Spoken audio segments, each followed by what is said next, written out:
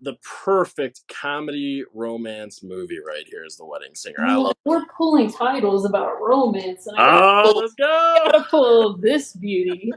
The first one. Oh, look Oh! at us.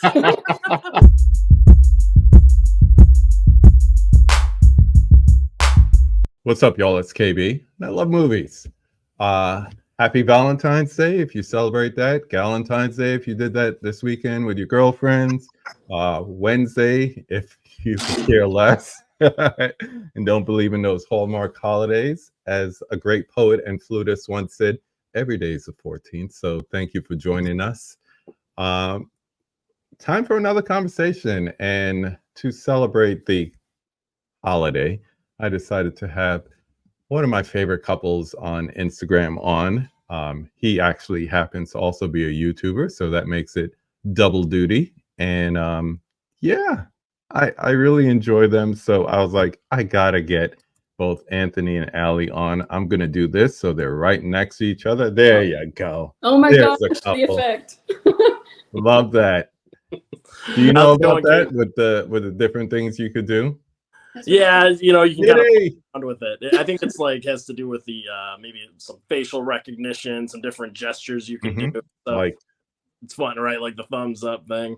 yeah. You're the only person I ever see that. Sometimes it doesn't work though. I don't know. It's really funny. I think it's something you have to turn on, turn on. I think I turned mine off because it was popping up in like business meetings. Oh, So it was really? like, whoa. Just like, how'd you get that? I was like, nope, stick to the meeting. Stick to the meeting. So It's like your boss says something super serious, and then it says like "LOL" over across yeah, the yeah. screen or Ooh, something. don't Like, want to what do that. happened? Not want to do that. Doing? So it's really great to have you two on. Like I said in the intro, I've been thinking about this, like, what a couple for Valentine's Day. Who could I have? And it's a perfect time. We'll get back to that with you, Anthony. And I'm like, oh, they're cute. I like them. I gotta find out more about them. So this is a perfect platform for that, being fellow movie lovers. So Absolutely. what I was thinking we could do, and let's see if this pops up lovely and looks good. I was thinking about, instead of just doing the 5 takes, I've started to do like what I call the 5 before the 5. Ooh. So 5 questions, and it's just us, so you're not going to have people coming in with the comments in the chats, but shout out to everyone who's watching on the replay. But just some questions that I thought about that we could talk about for this conversation. I always like to start it off with a non-movie question. So my non-movie question for today is, how did you two meet? Ooh. Ellie, why don't you go ahead and tell this story? Okay, well, I have to give shout out to a couple people. First of all, Blues from the Basement, Craig, invited me to Pop's Movie Dungeons YouTube channel because him and Tommy were going to be on there. So I joined there and kept watching his channel. Eventually crossed paths with Anthony. Yeah, it's crazy because I just found out recently that we were actually in the same stream. Like the first video I ever watched on Alan's channel, we were both in there. Oh, wow. But we didn't actually start talking one-on-one until like many months later. It was just like timing, I guess. It's really crazy. Yeah, she commented on one of my YouTube videos that I made.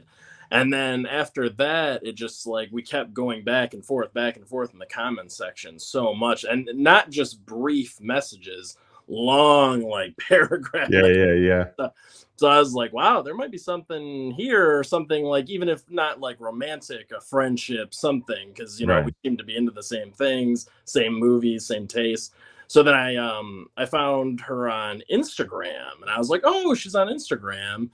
I was like, oh, let me follow her, whatever. And then I commented on a couple of her like cat photos and stuff. I'm like, oh, you got really cute cats. And then she's like, oh, for their names. And then she sent me pictures of them. She DM'd me. I was like, okay, so that kind of like opened the line of communication. So she's comfortable. And we just started talking, and it snowballed from there. It started out as just talking about movies, and then that all that stuff, TV shows, And then, we started talking about family, friendships, values, and then it just went deeper and deeper. So That's awesome. yeah. So what you're saying is she slid in your DM. He slid in my DM. She did. She did. You get it, girl. Wholesome way. Yeah, absolutely. Yeah. In the most wholesome of ways. Yeah. Wholesome. Yep. Anthony, you got kind of distinguished a certain honor for the month. How does it feel to be the horror YouTuber of the month? It feels great. It really does. I mean, I was blown away by all the love and support and everything from all the people that are, subscribers of my channel, and then just new people that have flooded over to my channel. It's been overwhelming, and it makes you feel really great. Yeah. I mean, it's amazing. Do you feel like a need to like, oh, damn, I got to put out content now because I got more people watching me? Yes, and I just nominated 4 new people for March Horror YouTuber of the Month, and that's Dirk from Subjective Perspective Collective, Christy the Slasher Dude, and then we got Norin Rad 89 and Gore Forever, Chuck from Gore Forever. So we got 4 brand new nominees, and at the end of voting ends at the end of this month, so I'll tally up and we'll have a new winner.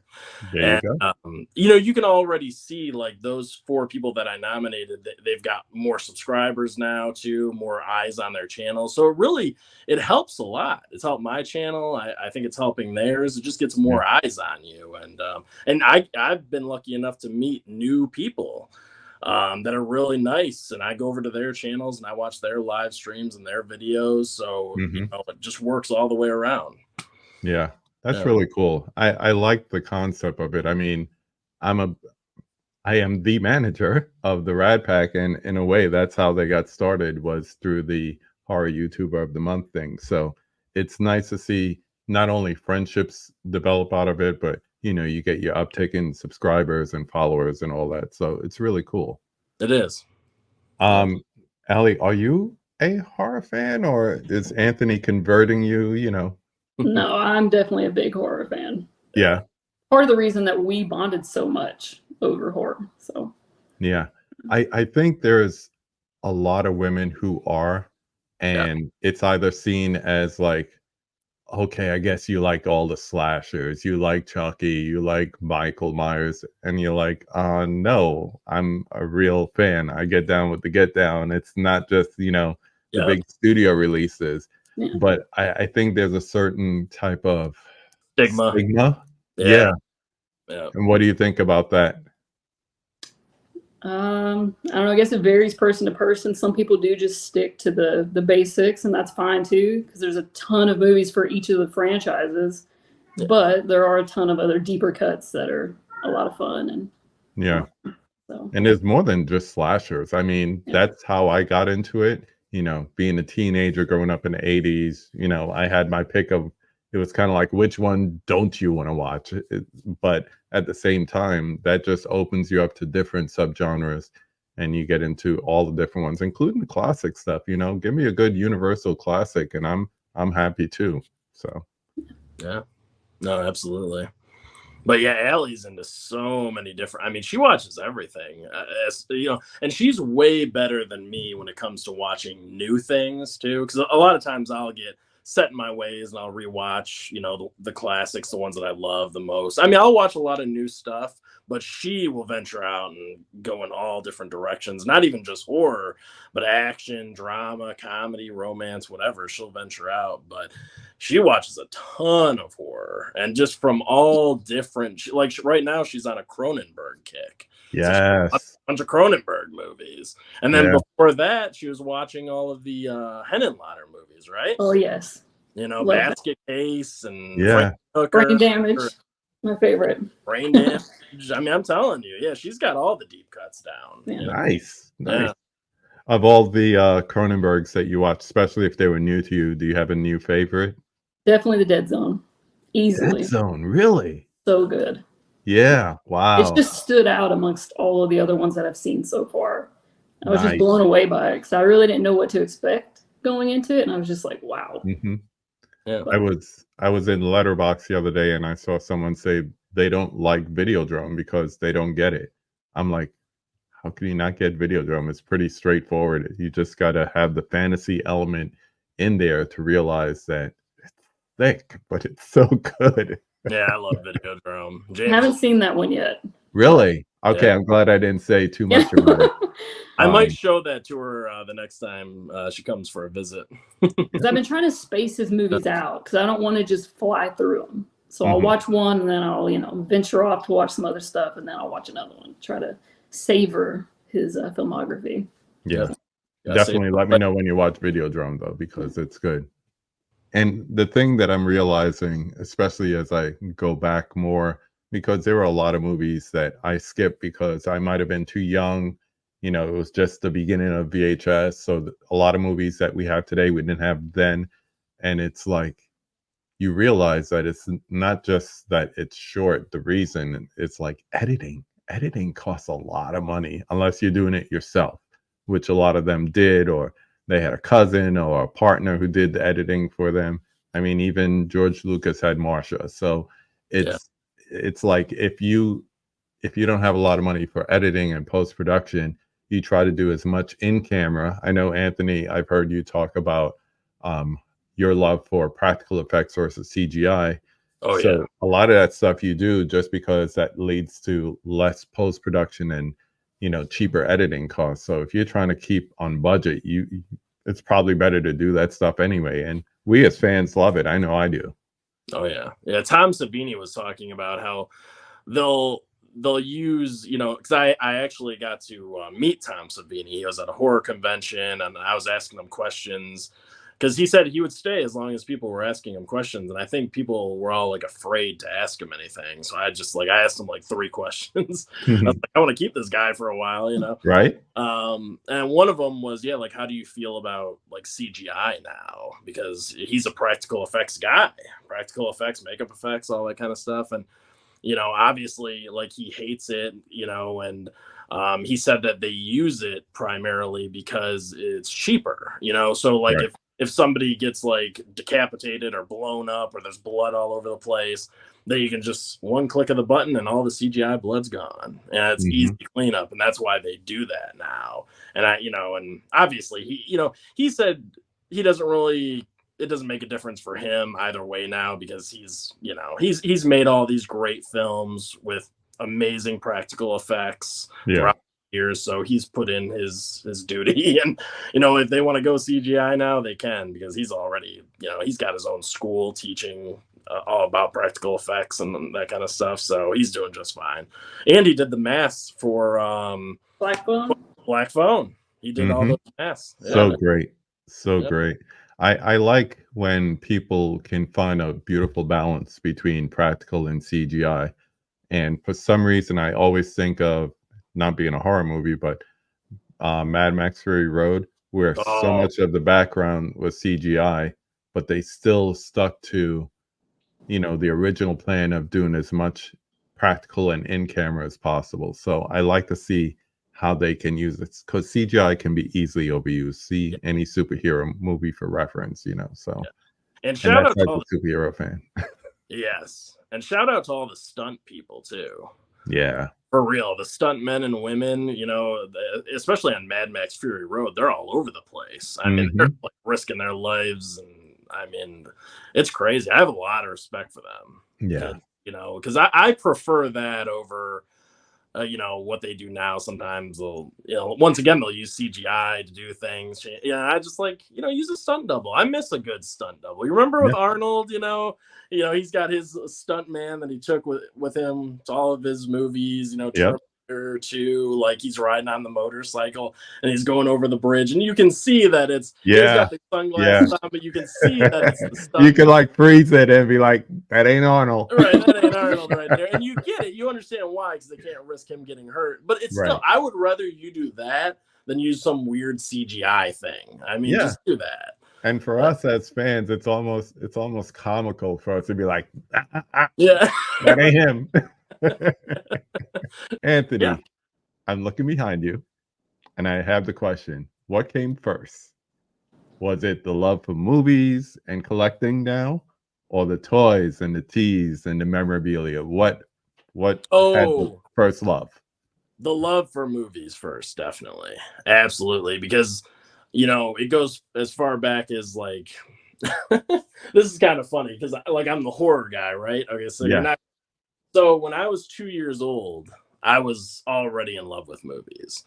And I would get out of my bed as a little 2-year old kid, get yeah. my little sippy cup, whatever, go in front of, go where the TV was at and the VCR, and I would take out my favorite VHS tape of Bambi. Aw, And I still have it to this day. nice. Because my mom's hung on to this or whatever, and because of course, Clamshells, man, you got to. and I would hang on to it too, of course. I mean, I love it. I still do. I haven't seen it in forever, but I mean, Yeah, when I was a kid, I would just watch this on repeat. And I'm not kidding. My mom told me, she's like, because it freaked her out. She's like, is he really just getting up in the middle? Because it would be late at night. yeah, yeah. I've always been a night owl. It would be late at night, and I would get up out of bed and go grab this VHS tape of Bambi, and I'd put it in the VCR, and I'd just sit down and watch it. And I'd do that all the time. So I've always loved movies for that long. And I don't know. That's definitely where it started. But then I started getting into another big one. I got this ready to go. Three Ninjas. Oh, Go wow. Ninja, go. Three Ninjas. My grandmother, my grandma, I must have dragged her to go see this movie. I don't even know how many times in the theater. Probably like, I don't know, maybe 10 times or something. As long as it was out. Because my grandma and I would go over there to visit with my grandparents while my parents were working some days. Mhm. And my grandma would be like, okay, well, what movie do you want to go see today? And, it started out with like, oh, Three Ninjas is out in the theaters. That's a good kids movie. Let's go watch that. And I fell in love with Three Ninjas. So then every weekend that I would go over there, she'd be like, oh, what movie you want to go see now? And I'd be like, Three Three Ninjas, Ninjas. Three Ninjas, Three Ninjas, Three Ninjas. And so she would just keep taking me to the theater Aw, up until it like was gone, basically. yeah. Grandma's love, man. Yes. Oh yeah. And she would pack me snacks and sandwiches and all Hey, that. but She's the best grandma in the world, man. let's And, let's and uh my, let's have a moment of silence for when movies stayed in theaters more than 3 weeks. yes, yeah. We don't have that anymore. Yeah. Um, since we moved outside of horror, I'll just stay with this theme here and go to Aly. I Yep. need you to tell our watchers and try to convince me at the same time a recent conversation we had why Grease 2 is better than the classic Broadway musical made into a beautiful movie called Grease. Let's see. More likable characters, better music, a better runtime, better pacing, better music. Just, I don't know. I feel like it's just so much more fun than the first Yeah. one. And it's aged a lot better. There's a lot of stuff in the original that I just makes me cringe. Some of the lyrics, just some of the content. And I don't know. I mean, they might tackle certain things in the second one, but they do a better job of it, making it more like playful and fun and not, uncomfortable and whatnot. So And just imagine the Broadway musical was more cringeworthy than that. They sanitized the movie compared to the musical. wow. So I remember like high schools used to do the musicals all the time. And I'm like, oh, it's kind of when I actually got a chance to see the original, I was like, no high school should be doing this. I mean, if you think the movie has cringy moments, even more so with the musical. But I mean, I was a huge fan of the first one, like my whole life. And then I don't know how old I was, but I went to this screening of it once I was like a teenager. And then it was like I watched it through new eyes and I was seeing all these things and hearing all these things that I like didn't not notice before. And I was just like, oh, like, how did I miss that? And it just made me like kind of took away from it for me. yeah, But it's I funny. still enjoy it. It's still very nostalgic and great and everything. I just I prefer the second one. It's more fun and it makes me really happy when I watch it. So I told Chris from movie Misfits, I think. Movie Misfits. I told him, I said, your video convinced me to give it another look through fresh eyes. You know, I'm not going to compare. I'm just going to watch it. So I promise him and you, I will do that. But the one thing, I think I was 8 or 9 when that movie came out. And the one thing we don't really see these days that was big back then are soundtracks pushing the movie. We went from Saturday Night Fever being on top of the charts, the billboards or whatever, for a year and a half, and it went right into Grease. So we went from loving the PG version of Saturday Night Fever because it was originally R, but they re-released it to be PG to get a wider audience, you know, like the kids who wanted to see the disco dancing.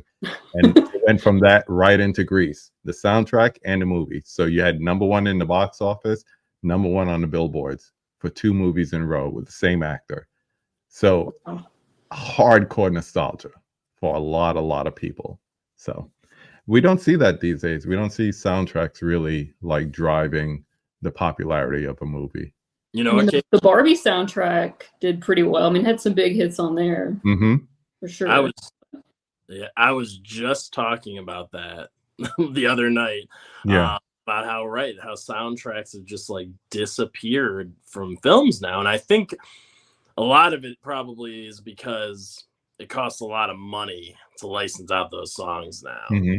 But I miss those 90s soundtracks, those early 2000 soundtracks. I miss them so much, man. Yeah. I really do. A good score can really move a movie. Yes. I mean, there's tons of great scores, but I miss a solid soundtrack when I'm watching a movie because it gets you so invested, you know, and it kind of gives you a little bit of a nostalgia trip too. It takes you back in time to that era when you hear that music, whether it's rock or hip hop or whatever. It's great. I mean, it just, I miss that. Before I came down here, my daughter was watching 13 Going on 30. And that has a great soundtrack. Great soundtrack. Yeah. I love that movie. I love Jennifer Garner, but I really love that movie, and I love the soundtrack from Thriller to all the other 80s classics. It's like, that's like a little snapshot of like 80s music for a lot of people. So yeah, that was good. That was good. Yeah, that movie actually introduced me to the song Vienna by Billy Joel, which is like forever my favorite song of his. I have one more question, and then we'll get to our game that you're not ready for. So staying in line with the theme for today, what do you think of like love or romance when it's in a movie but it crosses genre? It's not like just a straight up romantic movie or rom-com, but it gets into other genres like horror or anything like that. And then also, if you have any, what are some of your favorites? Oh my god, I was just talking about this too. Hellraiser. You know, the love story is very strong in Hellraiser. It's definitely a gothic horror romance. You know, between Julia and Frank. It's a twisted love story, but it's a love story. I mean, love can make you a little psycho. Yeah, you got this woman, exactly right, and you got this woman that's literally willing to kill for you to bring you back. I mean, that's everything. That's something romantic right there. I don't know about you. Yeah. So Hellraiser is one of the first ones that come to my mind. Another one, just really quick, Candyman, because you know. Helen. He's wooing her and stuff. Yeah. At the end of the day, you know, he's gonna do what he's got to do. He's gonna kill her, but he's gonna woo her in the process and kind of torture a little bit, but in a loving way. You know, I mean, you know. So I always love. It's also kind of gothic, that story. It's another gothic. The little romance between Helen and Candyman. I love it. How about you, Aly? What do you think about it and how it crosses? And do you have any favorites?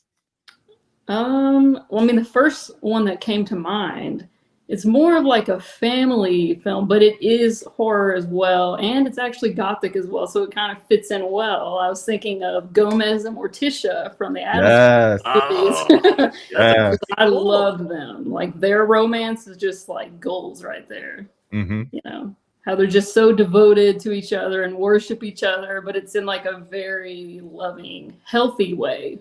You know. And he's I always like that. kissing up her arm. Yeah. Absolutely. Yeah. It's It's a great. great pick. Oh, I'm not going to pull it. It's over there. Or it might be. I'm not getting up. Crimson Peak is the one that comes to mind for me. So I think of Crimson Peak when I think of that gothic romance, but really jacked up in a loving way. Yeah, twisted romance in that one for sure. Yeah, definitely. Okay, I'm gonna try to do this with the camera. Oh, I got to show you this too. Oh yeah, let's show off shirts for a minute. All right, so first of all, Anthony. Relationship goals with Chucky and Tiffany. Nice. Aly, yours? Yep.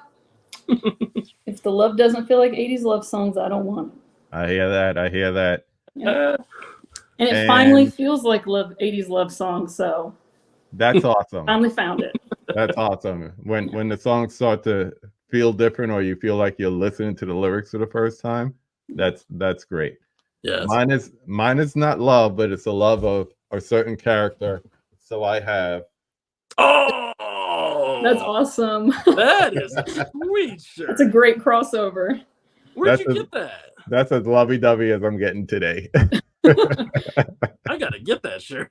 So cool. You could probably find it on TeePublic, but yeah, I love it. Yeah. All right, so let me get back here. So we're gonna play a little game now.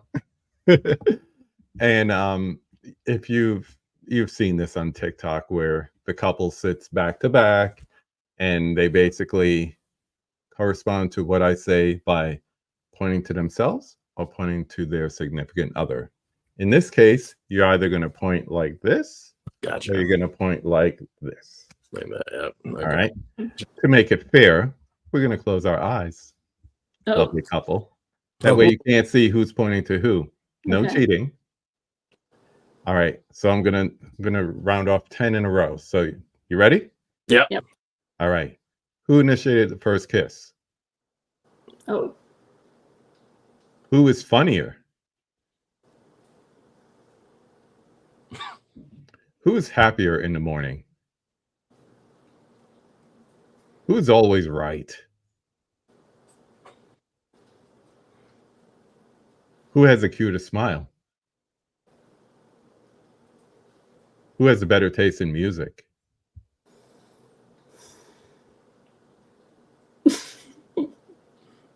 Aly. Okay. Who spends more time on social media?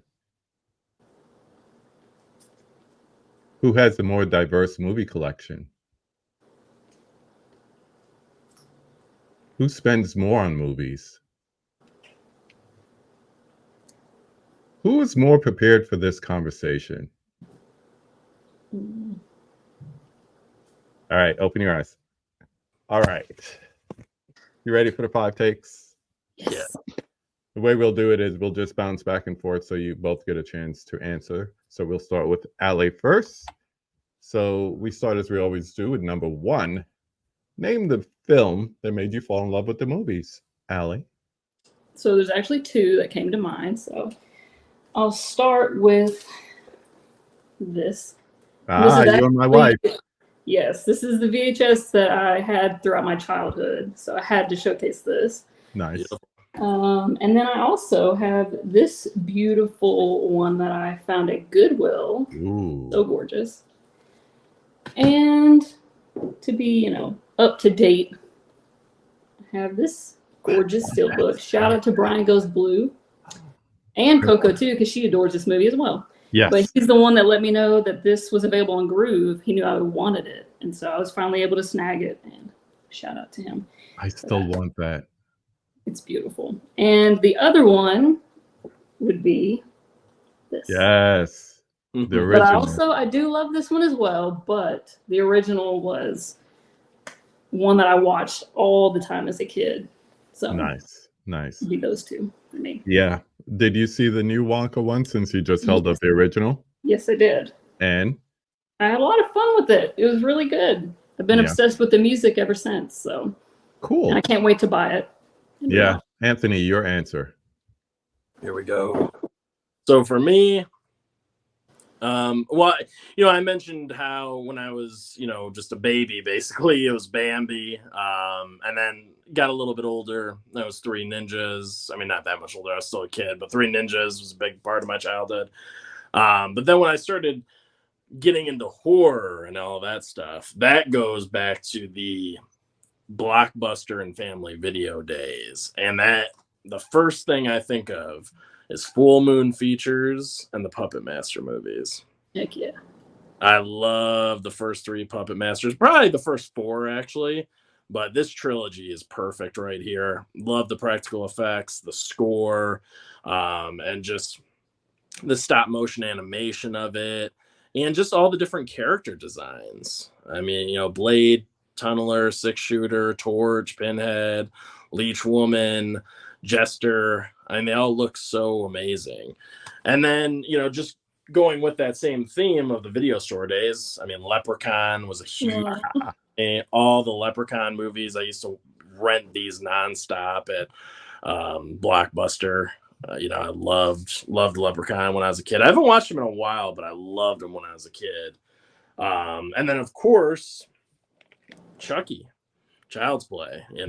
I was always into like the killer dolls and stuff, like the little killers, like Leprechaun and Buster and Child's Play, all the little killers, basically. Dolls is another one. So, but yeah, it was really Full Moon Features. That was huge in the 90s. That was everything.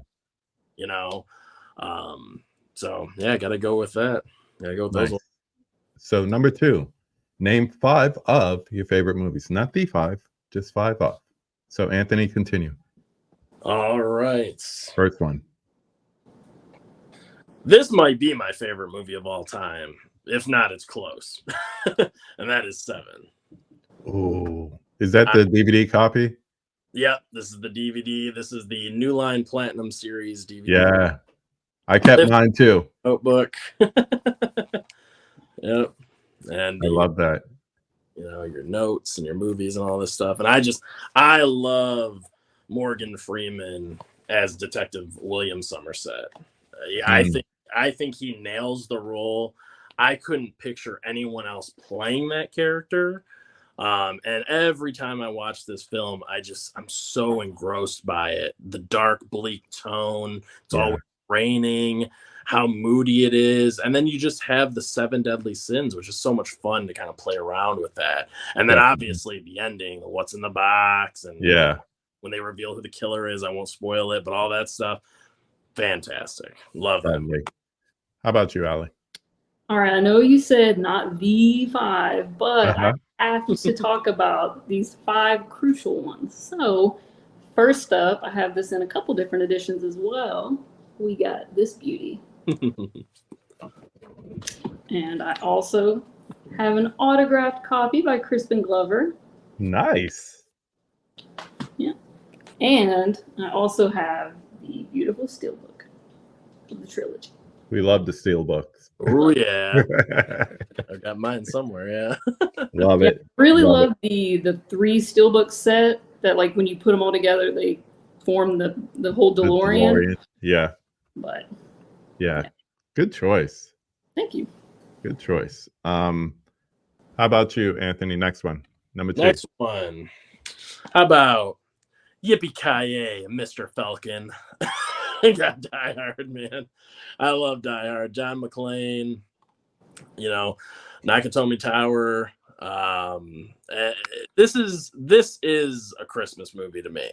My parents and I watch this every single Christmas. We love it. Hans Gruber. Rest in peace, Alan Rickman. He's an excellent actor, one of the best villains of all time. And just the action, the blood squibs just going everywhere, the comedy that they managed to put in this, it works so well with the action. I mean, he's hilarious. Bruce Willis is great as John McClane. And it really does have all the Christmas vibes. There's the music, there's all the Christmas decorations, the Christmas trees, and it's all over the place. The Christmas party. It's a Christmas party, yeah. Yeah. Love it. My Valentine's Day is now official. My daughter is a baker, and she just Aw. bought me a mini bundt cake for Oh, Valentine's Day. So so sweet. happy Valentine's Day to her and Happy to everyone Valentine's out Day. there. Absolutely. I'm gonna take a bite while Aly tells us her number 2. Yeah. All right. Now, this one I also have multiple copies of. We got Charlie's Angels. Yes. And I also got this autograph by Crispin Glover because the Thin Man have to. And, of course, have it on this beautiful Blu-ray. And hopefully the 4K Steelbook eventually. But for now, 3 copies is good. What is it about that movie that you enjoy so much, besides Sam Rockwell dancing? Everything about it. The soundtrack is amazing. It's so much fun. There's a lot of comedy. There's romance, action. I mean, it has everything. It's just a blast. Oh, I'm jealous. I just got it recently. Oh, Really? Yeah. Oh, It's beautiful. It really is. Hope they You know. release one for the second one as well. Yeah. The Full Throttle. I didn't like the remake, but Full Throttle is just as good as the first one to me. It's Got it just on not the Blu-ray same. until they release a steelbook, and then I'll get the steelbook. There you go. Your number 3. Number 3. How about some comedies? Now, this is one that was really big when I was a teenager, and I went to actually see this movie with my mom for the first time, and we both were laughing our asses off the entire time. That is American Pie 2. Oh my gosh. I know that seems like an awkward film to go see with them right now. Stifler and, you know, Jim and all these characters, Nadia and everyone. They're so funny, man. I love all 4 of the main movies. I don't watch any of the spin-offs or any of that stuff. Yeah. But the 4 main movies, I think they're all great. I love each of them. And maybe it's just nostalgia. I don't know how these sit with other people, but I think they're all great. They're all very funny. And you get to see them from the time that they were in high school all the way to the reunion. I mean, it's beautiful. So, got to give it up to American Pie 2. That's my favorite. Yeah. How old were you when you first saw it with your mom in the theater? American Pie 2 came out in 2001. Oh, okay. Yeah, so I would have been 15. I was born in 86, so I would have been 15 years old. Yeah. Nice. Yeah, that would seem like a uncomfortable movie to see. I know, but you know what? My mom's so cool when it comes to that stuff. She loves comedies too. She loves to laugh. So it really wasn't awkward or anything. It was just fun. It was a good time. It was just you know, raunchy comedy, but we both have, you know, an excellent sense of humor. So yep. But yeah, I was 15. Cool. I'm just gonna leave that one alone. I'm like long stick between that. So Aly, what's yours? What's your next one? So we did not plan this, but for my third one, it's actually my favorite comedy of all time. Ooh. Which also happened to be released the year I was born. So it makes me love my birth year even more for giving me that amazing comedy. Now here's the thing. You've shown multiple copies of movies so far. I'm sure you only have 1, maybe 2 copies of that, unfortunately. I thought I had it on VHS because I know we had the VHS growing up because I know we watched it all the time, but I don't have it. I looked for it. Yeah, we're still waiting on a Blu-ray for it. Yeah. If not the stupid unrated cut that no one wanted. Oh, that's Yeah. awful. Sometimes we don't need that extra, you know? It's so Every time I see that movie, I have to say it. Shout out to Plot X2, my friend John. He has a beautiful romantic story about him, his girlfriend, now wife at the time, and Dumb and Dumber.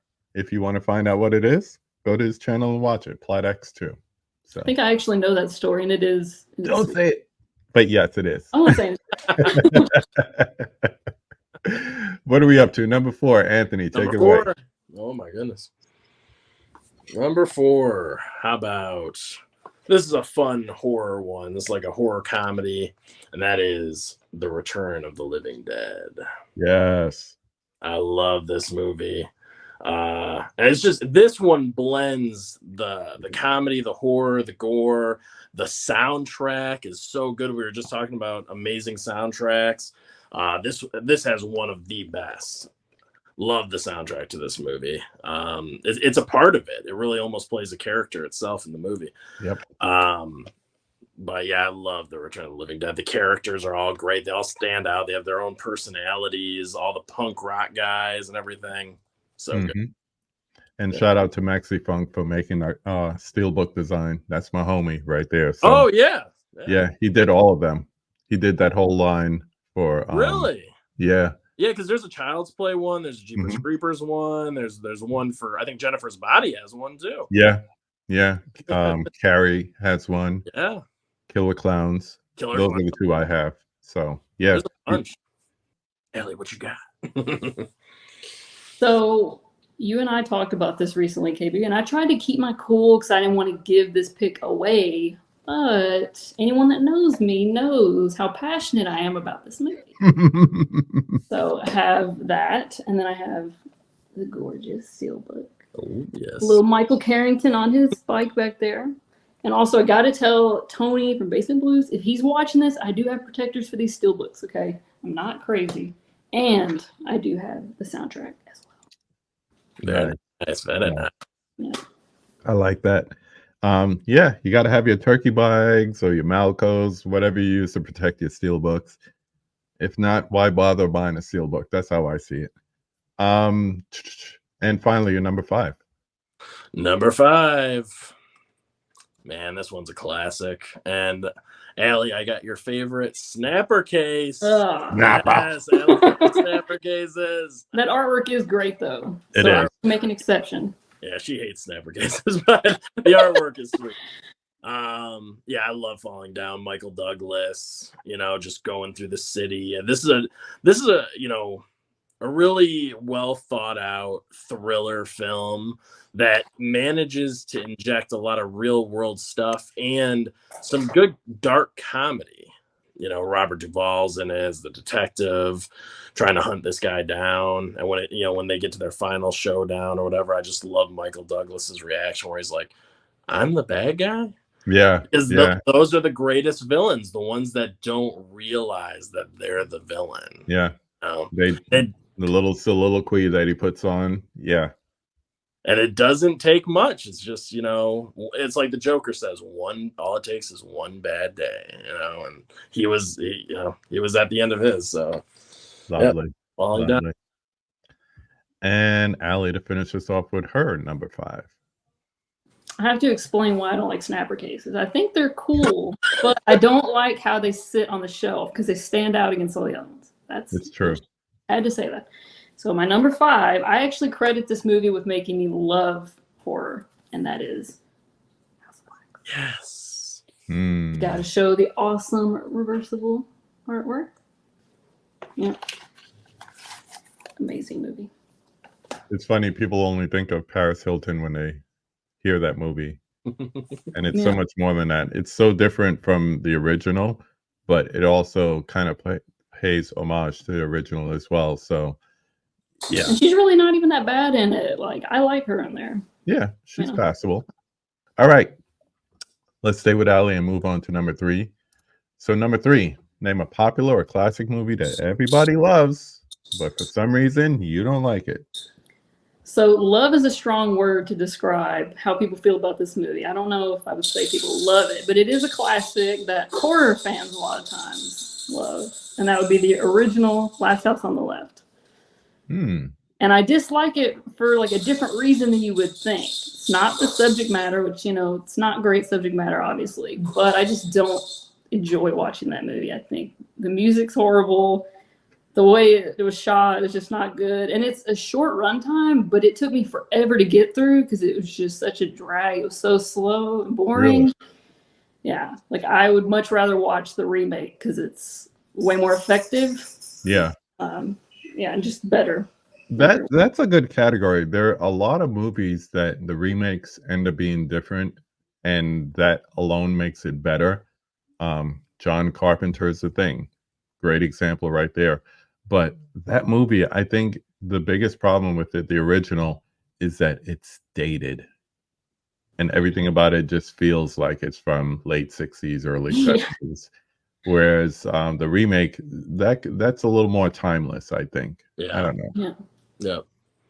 But definitely they both have their place, but I could see that. I could see that. How about you, Anthony? All right. For me, and I'm a big fan of Tom Cruise, but I'm sorry, buddy.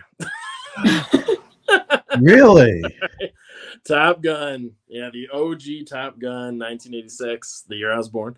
Man, it's just, I cannot get into that movie. And I'll tell you right now, I'm a big fan of most of Tom Cruise's work. Hmm. I like a lot of his films, the whole Mission Impossible franchise. I mean, he's got a ton of bangers, Yeah. but I just cannot get into Top Gun, the original, because it's basically just a romance drama. Hmm. It's got a little bit of action, like a little bit, but really it's just a dramatic romance movie. That's really what it is when it all boils down. That's not my wheelhouse at all. That's like, my least favorite genre, especially when you mix those two together, drama and romance. I'm like, Yeah. it really just bored me to tears, to be honest. But I get it. For people that love that movie, I think it's like nostalgia. They grew up with it. And people were signing up to go into the Air Force because of this movie, because they're like, Yeah. oh, I'm gonna be Maverick, I'm gonna be that guy, and you can be good, man. I went to college with some of them. My college Yes. had an aviation program, and dudes were hot and heavy to get into like flight school and all that. So the obvious question is, how do we feel about Maverick? That movie, I think, is excellent. I agree. Excellent, because the pacing's better. And because that's a big thing with the original Top Gun, I think it's just so slow. But Top Gun Maverick it's got a little bit of romance, it's got plenty of action, it's still funny, it's got those heartfelt moments, and it even calls back to the original a lot of times. Hmm. And even though I wasn't a fan of the original, some of those moments still got me. I was like, dang, man, yeah, that's powerful. I like the way they did that. You mix it with the music with it and everything. Yeah. I feel the exact same way. I don't care for Top Gun either. The only thing I like about it is Val Kilmer. He was the only character that I liked and enjoyed watching. Iceman. Iceman. Yes. Yep. All right, let's keep it going with Anthony. Let's flip it. Name a critically hated movie as a horror movie. There are plenty that you love. That one for me would be Jason Takes Manhattan. Yeah. Jason Takes Manhattan. I love Jason Takes Manhattan. One of the greatest nights of my life. Oh, here. Yeah, right. Jason Takes Manhattan. Love this movie. That movie, you want to talk nostalgia. That movie has great nostalgia for me. That's all I'll say. Yes.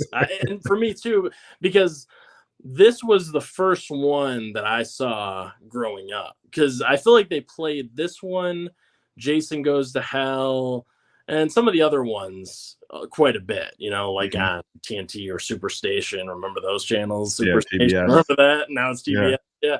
But back in the day, they would play these on there, AMC, USA, all those. Mhm. But Jason Takes Manhattan, it's like, I get it. The whole thing doesn't take place in New York. I understand, why. But this is still just a fun movie. It's a blast. I mean, I like that it takes place on the boat and Jason's just going around killing all these guys on there. And, you get some creative kills. Kane Hodder is my favorite. That's Jason. one of the reasons why I love it. And he's just throwing people around. Yeah. And there's a scene where he like busts in to like the bathroom where that girl's at, and he takes the shard of glass and he kills her, but he has to like break the glass, and it didn't break right away when it was supposed to, so he just like hit it again with, he's just got so much force, but behind his swings and everything. Former stuntman too. Yeah, he's excellent. So when something doesn't work, he makes it work. He just pounds that fake glass out of there, takes it, and he makes the scene work. And he's got so much power and everything. Like his performance, even though he doesn't say anything, it's all in the body movements and everything. And I think that's Kane Hodder's the best Jason. I really do. He's got a great walk, and I can go on and on about Jason. Aly, what about you? a critically hated movie that you love besides Grease 2. Okay. Well, this one will be surprising because of another pick that I mentioned earlier. But Really? yeah, I prefer this over the sequel with Jim Carrey. And Yeah. that one I found not funny. This one is hilarious. And the casting is just perfect for these two. Yeah. Especially Eric Christian Olsen, who plays Lloyd. He is Yeah. so funny in this. He's like mini Jim Carrey. He is. But he brings his own charisma to it as well, while like doing the character justice, which is really cool. But yeah, I laugh as much watching that as I do the original. Yeah, it's so much fun, but it's so stupid. So you have to you have to enjoy that kind of humor to enjoy it. I mean, just the chocolate bar scene in the bathroom, I mean, that alone, but it's hilarious. Yeah. So. Oh my gosh. I haven't seen that movie in ages. You gotta like that slapstick humor. Yes. Before we get to the last question, I want to thank the two of you first and foremost for coming on. Thank you, KB. Yeah, I appreciate having invited. me. So this was fun. It's been an awesome time, and I'm honored to be here. Thank you. It's been a lot of fun. Yeah. Well, with that in mind, let's land the plane with number 5. So, number 5, who would you like to see me have a conversation with on this channel? You want to go first? Yeah, sure. I mean, for me, it was a no-brainer. It's Video Man and Gizmo, because he is super knowledgeable on movies. Great conversationalist. So I think I'd love to see his answers and just the conversation that you guys would have together. I think that'd be really cool. I think, and I might be mistaken, but I think this is not the first time someone has recommended him. Really? I'm looking. I have a lot of people that were recommended that I never got to. But yes, I will put it down, and that's Gismo.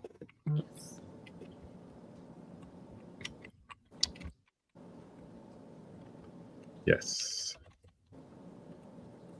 New line. All right. What about you, Anthony? You know, I'd like to recommend, and Aly brought him up earlier, and that is Tommy Starr. Oh, yeah. Yeah, awesome to have Tommy Starr on this channel. You know, he's a huge horror fan like I am, but he's also loves, you know, a lot of different films, like comedies, dramas, you know, whatever. And as a matter of fact, he just picked up Titanic. He was going on and on about how much he loves Titanic. And his wife, so he loves all the movies, you know? Yeah. And he's got a great channel. He's also a rocker. You know, he's actually in a band. So he's just the sweetest guy, man. You would love Tommy. He's impossible to hate. He's just, I mean, ask Aly. He's just the nicest dude. So yeah. He's a great actor too in the spoof. Oh yeah. Go check out Tommy Starr's channel. Look at his spoof covers that he does with Craig, his best friend. Hilarious. They are hilarious.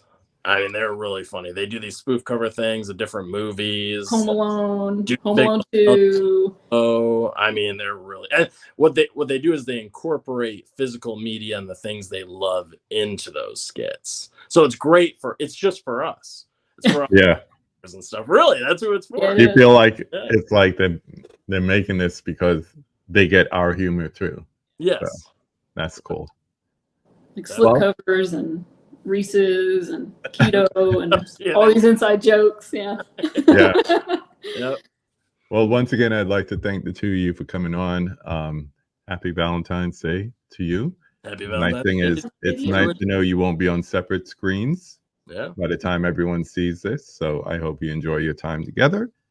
We'll be coming back soon. We have some roundtables coming up, more conversations, of course.